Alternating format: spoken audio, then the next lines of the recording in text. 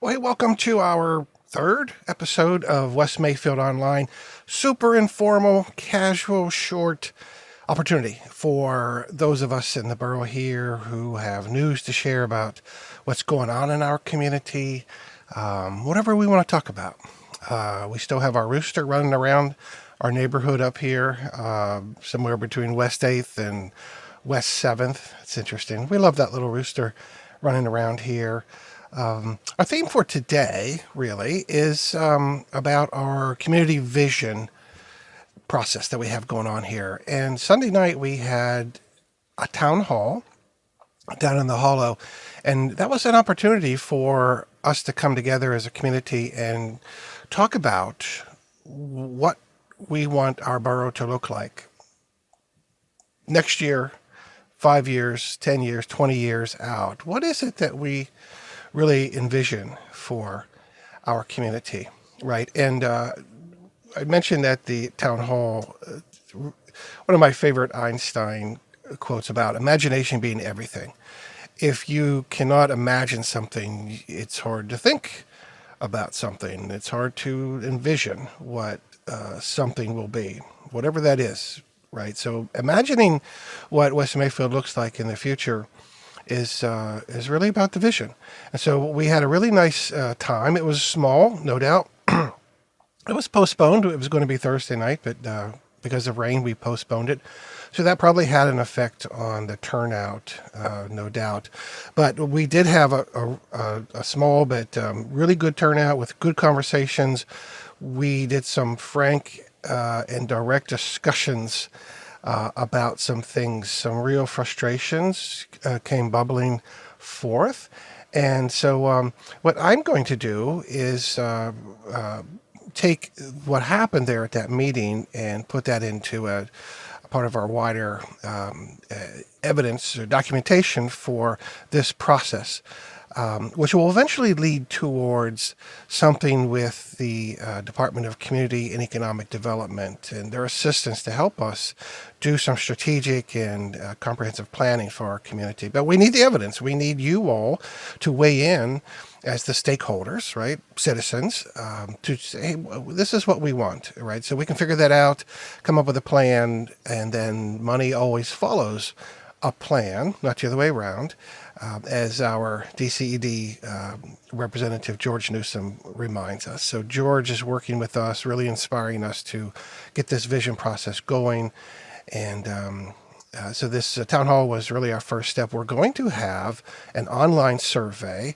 There will be a paper version too, because we recognize that a lot of people are not online. They don't do the internet, or they would maybe just prefer a paper version, a survey, to give us input as well. But in the coming week or so, we're going to launch this online survey, and where people can put in detailed, really concrete expressions of the vision that we have, from everything from public safety to streets, the condition of our streets, paving, sewers, to taxes, the revenue, our treasury, our parks, recreational programs. What is it that we want to see improve for the future? And, you know, the sky's the limit on this broader question of vision. Even our local government. What do we want our local government to look like in coming years? What came up at the town hall is a very frank assessment that we need to do something to improve our local government. And that may look like reducing the size of council. It may mean that we hire an executive officer of the borough, in other words, a borough manager, and that person would be in charge of making the day-to-day decisions. Day-to-day operations would come under the prerogative of this person, who would be hired by council, serve at the pleasure of council, but also, you know, be responsible for just getting the stuff done that our current structure is struggling to get done. So running a municipality today is very complicated. Any council member will tell you the sewers and the roads and the monies and the reporting, all this stuff is very complicated. And, we have to keep on top of all this stuff because these are mandates by the state and federal government. EPA, for example, has a Clean Water Act, and we are beholden to that Clean Water Act under penalty of law. So we have to make sure that our streams, and we actually have 3 of them here in the borough. Wallace Run Road, there's a small section. Wallace Run Road is in West Mayfield. And Wallace Run, Wallace Run, that's what it is. Walnut Bottom Run, and then there's a tributary that comes from White Township. So these 3 waterways, we are mandated to keep clean. And if we don't do that, then there could be repercussions. Our stormwater, which runs off of every bit of property, is also part of that factor. So every year in September, there's an MS4 report. MS4 stands for Municipal Sewer Sanitation Service or something like that. But anyways, there's a report that has to be done, and it talks about, how are we handling our stormwater system here, which has to be kept separate from our poo-poo water system, right? Those 2 things cannot come together. And so we do have leakage here in the borough. We don't know where, and really to the degree, but we're going to find out in the near future, because now with Aqua, the new Pennsylvania Aqua system managing our sewers, we're going to pay for all of the water metered coming out of West Mayfield. So if that's sanitary sewer water, okay. If there is stormwater, rainwater into that system, we're paying for stormwater. And that's 1, illegal. 2, it's added a cost that we don't need to pay for. So we need to figure that out in the future, what those 2 systems are about, and so forth. So anyways, that's part of the future of all this, to look at that. It just really goes on and on and on. And so we need to have a municipal government that is aware, attentive, responsive to all of these requirements that we have. So this is not the channel for municipal government yakety yak. This is about community. But I just want to share that at the community meeting, we talked about community stuff, such as having a community center. And I think a lot of people really, really like that idea of having a place where the community can come, a building, and have meetings and services and whatever, little functions and so forth. So what does that mean? What does a building look like? Where would it be? How much would it cost? What would be a timeline to put something like that in place? Do we even have the money? Do we have the will? I don't know. These are questions, but community center came up a lot. Also, activities here in the borough, right? Perhaps having a bandstand or something in the park where events can be held. So it's like a lot of communities have, these bandstands or stages for musical events or performances of various types. So that came up as well.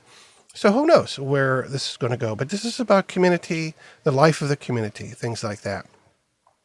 We talked about so much stuff. I was just working on the transcript and running all that through an hour and a half of audio, running that through AI. So basically the overview is that this town hall focused on community development. Key points included the need for a community center, better road maintenance, of course, so repair. We highlighted the importance of preventative maintenance here for the community, hired a borough manager, streamlining administrative tasks. Public communication came up a lot.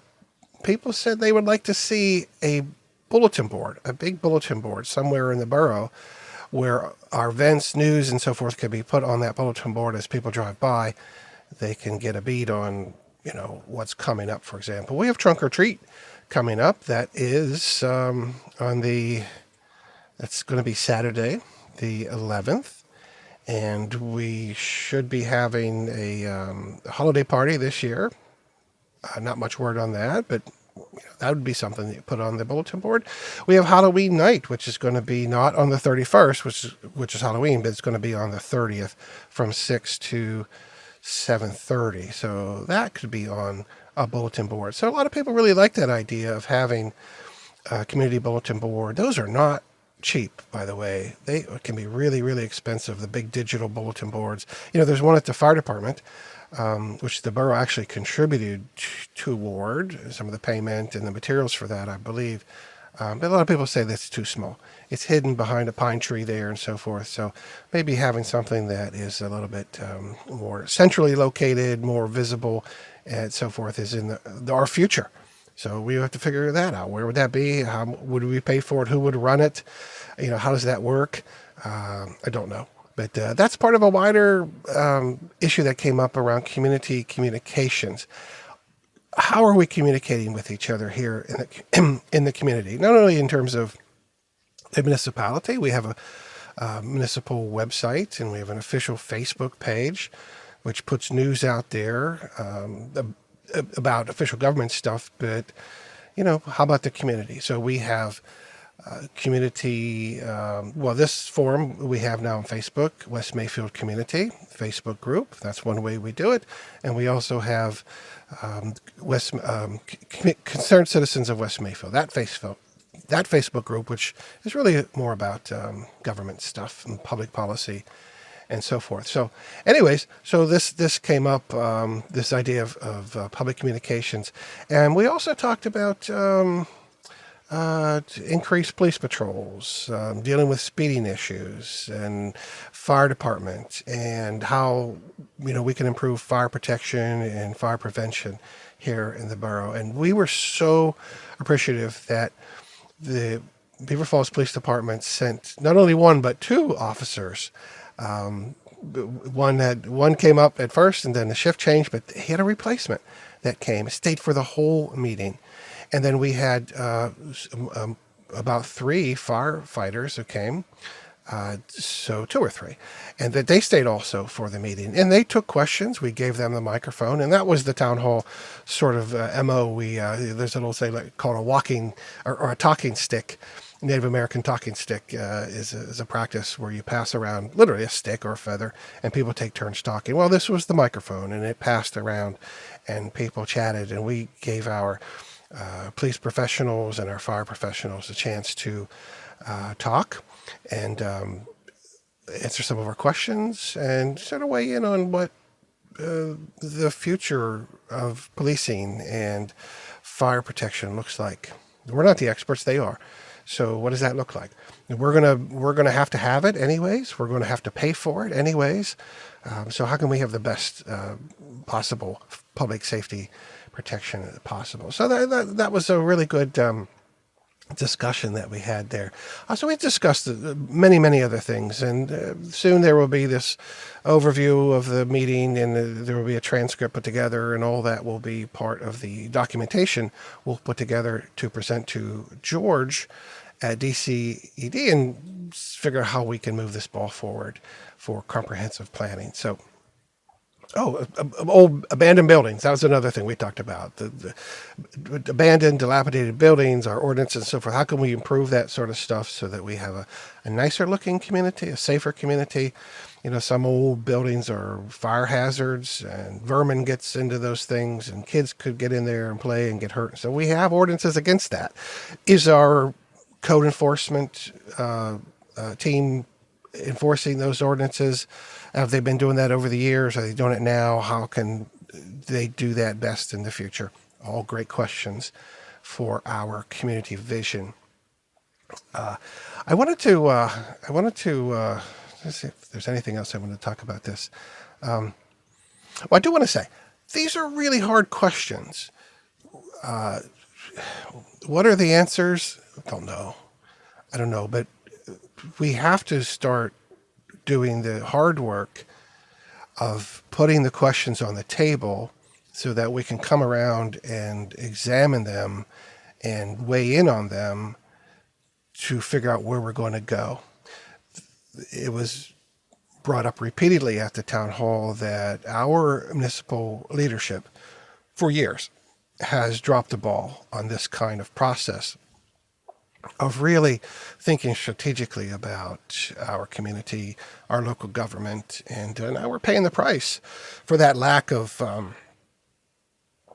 planning, I guess, community planning. We have zero community economic development planning here in our budget. So, and that's been for years. So, in other words, we have put $0 into community and economic development, and I think that's got to change. We need to put some resources into that because, this is an investment. So, yeah. So, stay tuned for all this stuff. I do want to point out something. I don't want to beat the horse on the government stuff, but I want to point out something. I want to share my screen here, and I want to show you a map of air monitors around the area. If you zoom out, these air monitors are all over the place. In fact, all over the world. And there is a program here for people to install. This particular monitor is what's called a PM 2.5, a particulate matter monitor at 2.5 microns or smaller. And so I have one installed on my house. And if you drive past, my house is 3706 West 8th, and if you drive down West 8th Avenue and you look at the house there, it's the first house on the other side of the parking lot behind the fire department, you will see it glows.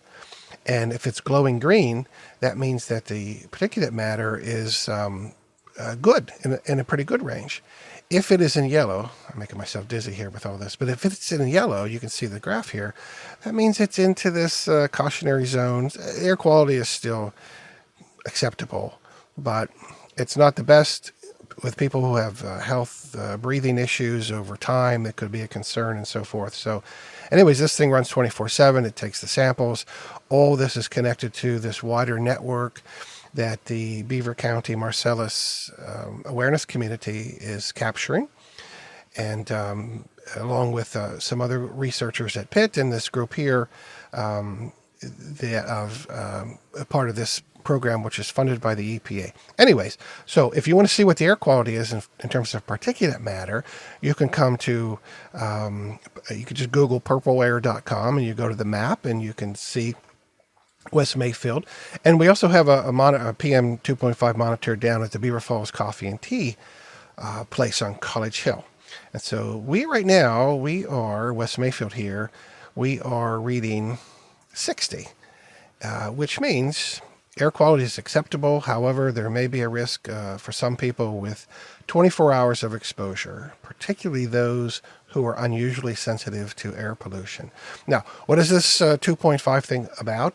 2.5 is about, a width of a hair is about 70 micrometers. So 2.5, right, do the math, is way smaller than the width of a hair. Those are that size and smaller is what could potentially cross the blood-brain membrane and get into our bloodstream, get into our organs, get into our brain, and cause all sorts of biological damage, right? From cancers to irritations to, gosh, who knows what. And the different types of particulates affect the body differently. So anyways, so anyone can go on here at any time and see my air monitor, take a look, see what the history is, see where we are. If you're driving down the street and you see it glowing yellow, we're in the yellow zone. If it's green, that's pretty good. If it's orange or red, whoa, that's a problem. So, if you have health issues like allergies or sensitivities, inflammation, COPD, for example, knowing that we have this kind of air quality is a signal. Maybe you want to stay indoors or limit your activity outside, that sort of thing. So this is a bit of a public service that I wanted to sort of provide for my own benefit, but also for the community. Also, if you look at my house, you will see this big metal contraption that is attached to my lamppost, that is another air sensor. And that is a passive sensor looking at chemicals. Every couple of weeks, those inserts will be taken out of there, sent to the lab, and then those will be analyzed on 2-week intervals from various places around Beaver County. These monitors are paid for by some of the Shell penalty money. They were fined several $1,000,000 for violating air quality standards. Some of that money went to pay for these air monitors. And so things like VO2s and nitrogen oxide and ozone, these monitors can sort of measure those things and just sort of give us a baseline of what we're dealing with here in terms of our air quality. Does the Shell cracker plant air pollution affect us here in West Mayfield? Absolutely it does. There is research out there to show in various ways that it does, depending on the wind, of course, depending on the nature of the effluents coming out of the plant there. But some of the research are showing that ozone, for example, is coming right up to, from the south, coming right up to the border of our community park. And our wider picture here is that, that air quality factors into just the general poor air quality of our region, Western Pennsylvania, which we know that we have high incidences of cancer, COPD, that related to air quality. So it's all a contributing factor. So this is all about our community, the health and well-being of our community. So yeah, this is stuff that I think is really important for us to know. Let me get off the screen here. Okay, stop sharing this. And that's just part of the picture. And I hope that we could have these kinds of community conversations about our air quality and our water quality and how we can preserve both. Even some of the land issues that we have here. I come to find out that right under where I live, basically, well, really the epicenter of this mine, abandoned mine, is at the intersection of West 43rd Street and West 7th. There's an abandoned mine on the DEP maps, and it's on there because it's a known hazard of some sort. What's that mean? I don't know. We're still looking into what that might mean. Land subsidence, water coming up, water that comes up all on West 43rd down there continually ruins that road. So paving that road is futile because of the water that comes up. And some of that mine discharge is toxic, heavy metals and things like that. So we don't know. We're just beginning this sort of conversation about the abandoned mine and other water quality. If Shelter 3 down at the park, if you go just upstream a little bit from Shelter 3, before you get to the Vets Club, that used to be a coal mine right there. Back in there's a big carved out section of the hillside. That was a coal mine. And just up from Shelter 3, depending on the weather, water table, you can see acid mine runoff coming out of there, the hillside, going into Walnut Bottom Creek, the Walnut Bottom Run. And then down by the third baseball field where the fence is damaged, when I was a kid, I remember oil seeping up through the ground right there. It was a marshy area, and you see black crude coming up out of the ground at that spot. So yeah, we've got this stuff here in our borough. We've got mines all throughout underneath us here in West Mayfield. This particular mine that we just discovered on the DEP site is something I didn't know about, and I think a lot of people didn't know about. So yeah, just part of our wider picture here. So that's something I actually wanted to share with the community, that sort of thing here. So today, we want to talk a little bit about the vision process. And so stay tuned for more about that as I get the transcript put together and we get the more documentation together, release this all to the public. That's really important that everybody in the community have access to this information, to know about it, share it, talk about it. And some of this environmental stuff, of course, we will continue to talk about. I don't know what we have coming up next. Let's see here. I think what we have for our next event, let's pull this right up here. On October 9th, we're going to talk about power outages. right? Electrical power outage.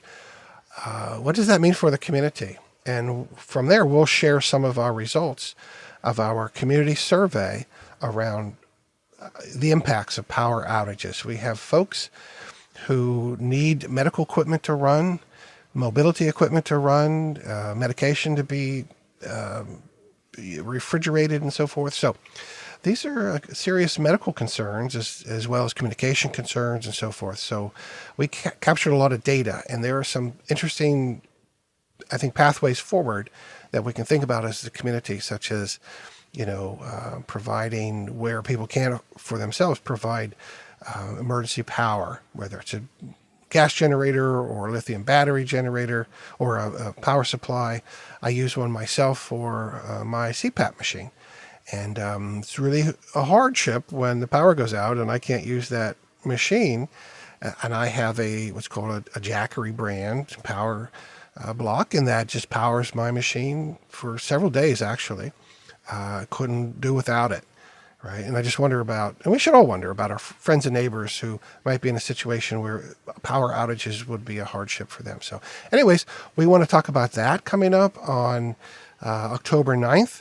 It's general conversation, and we're trying to engage our emergency management program here around this issue in particular. So stay tuned for that, and we hope you will join us. And thanks for being on our third West Mayfield online little session. Thanks. Take care. Let me in or let me go.